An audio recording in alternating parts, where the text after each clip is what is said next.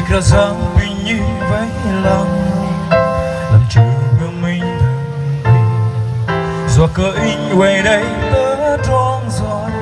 bình như bắc lại gió in và làm trường mình quay đầy lỡ tớ trong kia làm mình tớ trong lần rõ in đây mất lòng chưa ngầm mình người cỏ răng đang lấy in hiệp bờ gió có ý sụt đi tôm gió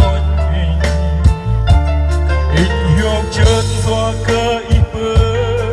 lại gió cỏ răng ơi răng ấy in hiệp đê gió cơ ý bờ lại gió bầm cơ in tiếng lưng chê ý bờ nê cơ ý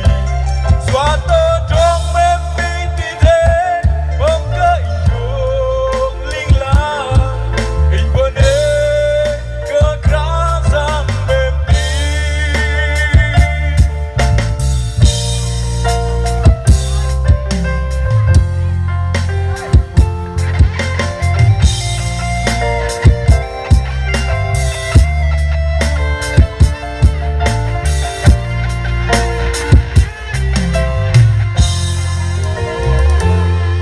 ôi cả dáng mình như váy lăng làm trường ngâm in đàng ấy gió có in về đây tớ trong gió bình đi bước lại gió in và làm trường ngâm in quay